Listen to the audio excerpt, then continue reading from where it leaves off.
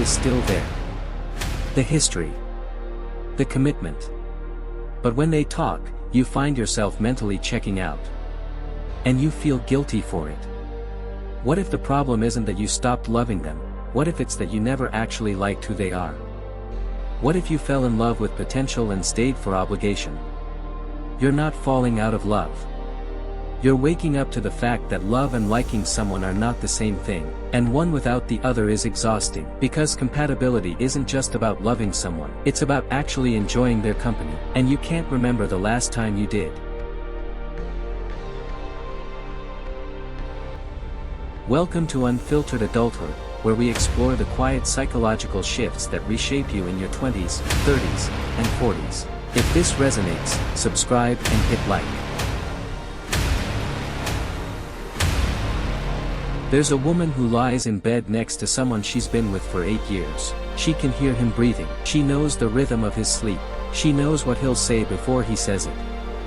She knows his habits, his routines, the exact way he'll react to almost anything. And lying there in the dark, she realizes something that makes her chest tighten. She knows everything about him. And she doesn't like any of it. Not in a dramatic way. There's no hatred. No resentment about a specific wrong. Just a quiet, persistent feeling that's been growing for longer than she wants to admit. The feeling that if she met him today, as strangers, she wouldn't choose to spend time with him. That the person she shares a life with is someone she wouldn't pick as a friend. And that realization sits heavy because it means something she's been avoiding for years might actually be true.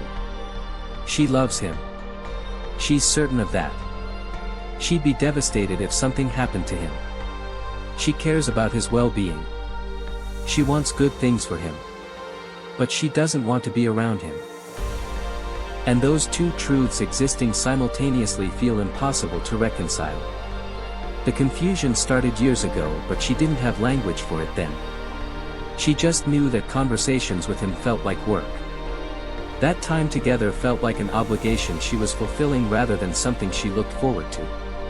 That when he'd suggest doing something together, her first instinct was to find a reason to decline. Not because she was angry at him. Not because he'd done something wrong.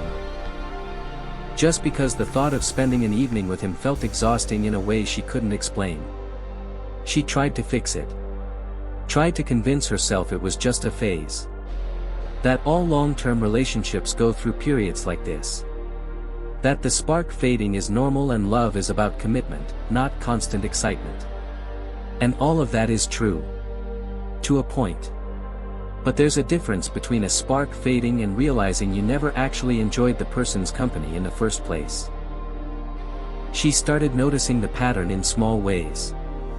He'd tell a story she'd heard before, and instead of feeling nostalgic or amused, she'd feel irritated. He'd share an opinion, and her immediate reaction wasn't curiosity or interest but the urge to correct him or change the subject. He'd laugh at something, and the sound would grate on her in a way that made her feel like a terrible person. Because what kind of person is annoyed by their partner's laugh? What kind of person dreads coming home? What kind of person feels relief when their partner has plans that don't include them? She started wondering if something was wrong with her. If she'd become too critical. Too demanding. Too focused on flaws that didn't really matter.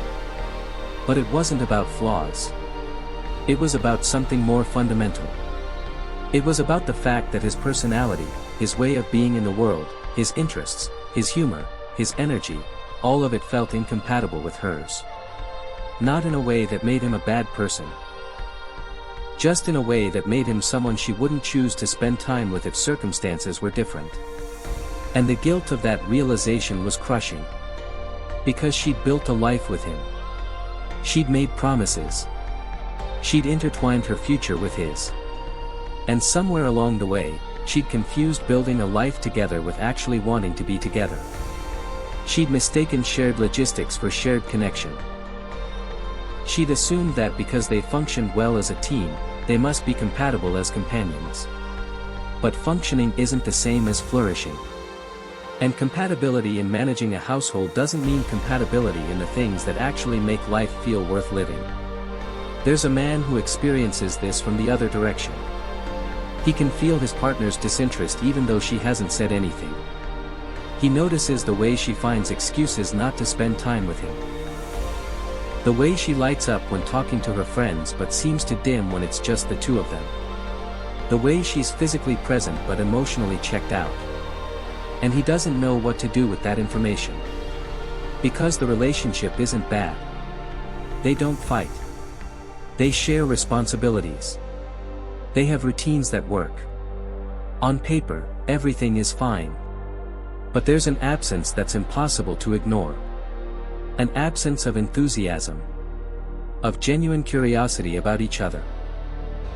Of the desire to just be in each other's presence without a reason or a task. He's tried to talk about it, but the conversations go nowhere. She reassures him that she loves him. That she's committed.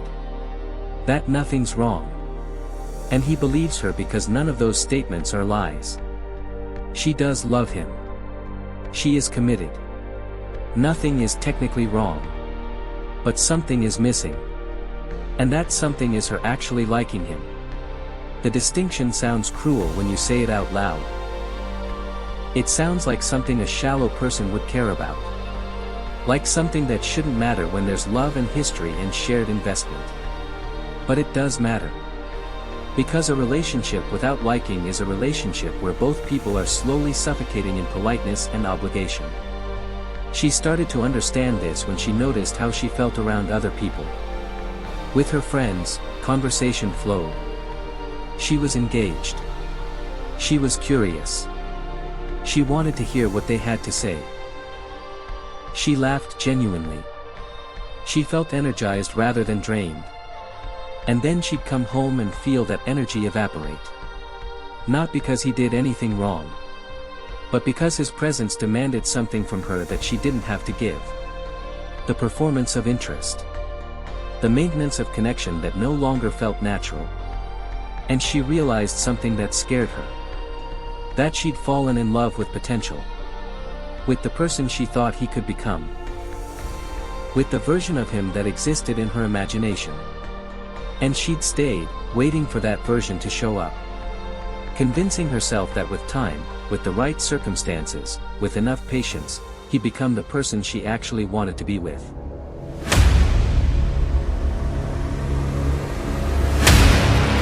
But people don't change into the versions you need them to be. They just become more of who they already are. And the person he already was? She didn't like that person. Maybe she never had. The weight of that realization was paralyzing. Because what do you do when you love someone but don't like them? When leaving feels impossible because there's no concrete reason? When staying feels unbearable because every interaction is exhausting? When the relationship isn't broken enough to justify ending it, but isn't fulfilling enough to justify continuing it?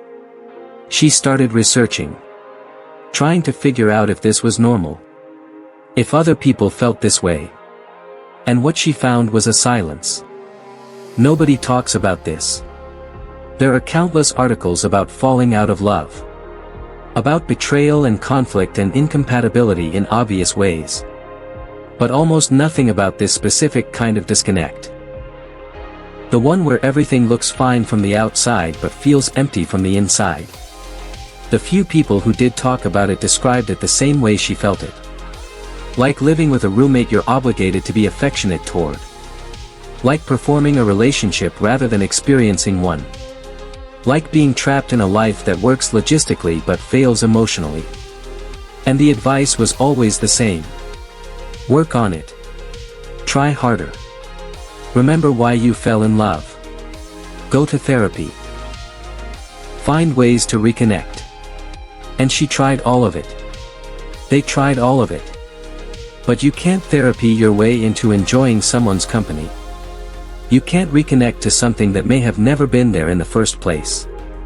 The therapy sessions were particularly painful. Because the therapist would ask questions designed to uncover hidden resentments or unresolved conflicts. And there weren't any. She didn't resent him. She wasn't angry about anything specific. The problem wasn't what he'd done. The problem was who he was. And you can't fix that in couples therapy because that's not a relationship problem. That's a compatibility problem. And compatibility isn't something you build. It's something you either have or you don't. She started to notice other couples. The ones who seemed to genuinely enjoy each other.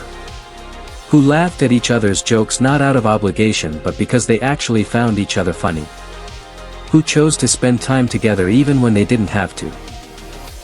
Who looked at each other with something that wasn't just love or commitment but actual delight. And she felt a pang of something that might have been grief. For the relationship she thought she'd have. For the connection she'd assumed would be there. He felt it too. The awareness that something fundamental was missing. That his partner was going through the motions. That the relationship was sustained by inertia and obligation rather than genuine desire. And it hurt in a way that was hard to articulate. Because she hadn't betrayed him. She hadn't done anything wrong. She just didn't like being around him. And that rejection, that quiet persistent lack of enthusiasm for his presence, felt worse than any dramatic ending could have. They started having the conversation neither of them wanted to have. The one about whether loving each other was enough. Whether commitment could sustain a relationship that felt more like a responsibility than a choice. Whether they were staying because they wanted to or because leaving felt too complicated. And what they discovered was that both of them had been feeling the same thing. He'd been performing interest just as much as she had. He'd been going through the motions just as much as she had. They both cared about each other. They both wanted good things for each other. But neither of them actually enjoyed being together. And they'd both been pretending otherwise because acknowledging it felt too painful.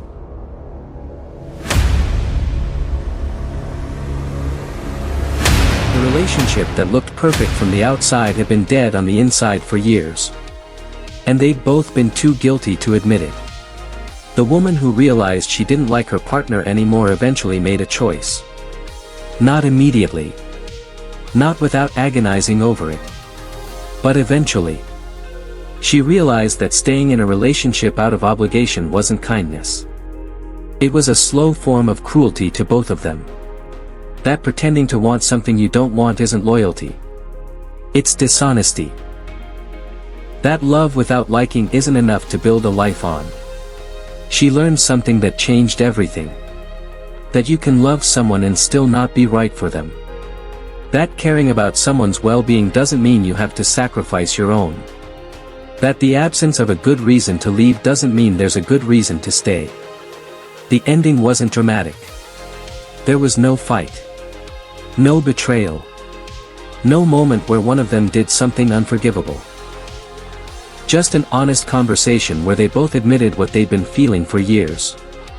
That they loved each other. And that wasn't enough. That they wanted each other to be happy. And that staying together was preventing that for both of them. And in the aftermath, there was grief. For the time invested. For the future they'd imagined. For the difficulty of untangling lives that had been woven together. But there was also relief. The relief of no longer having to perform enthusiasm you don't feel. The relief of no longer feeling guilty for not wanting something you're supposed to want. The relief of finally being honest about what was true all along. Because you can't build a life with someone you don't actually like. You can try. You can force it. You can convince yourself that love is enough. But eventually, the exhaustion catches up with you. Eventually, you have to choose between the comfort of the familiar and the possibility of something that doesn't feel like work. She chose possibility. And it was terrifying. But it was also the first honest thing she'd done in years. Because staying when you don't want to isn't noble. It's just sad. For both people. And love without liking isn't love. It's just nostalgia and obligation wearing love's clothes. The relationship ended. Not because either of them was bad. Not because they didn't care. But because caring isn't the same as wanting. And wanting isn't something you can manufacture. It either exists or it doesn't. And when it doesn't, no amount of trying will make it appear. You're allowed to leave someone you love if you don't like who they are. You're allowed to admit that compatibility matters. That enjoying someone's company isn't a superficial concern. That building a life with someone should feel like something more than just managing logistics together. And if you're in a relationship where you love the person but dread their presence, where you care about them but don't want to be around them, where everything works on paper but nothing works in practice, that's not a you problem. That's not something wrong with your capacity for commitment. That's just the painful truth that love and liking are different things. And one without the other is not enough.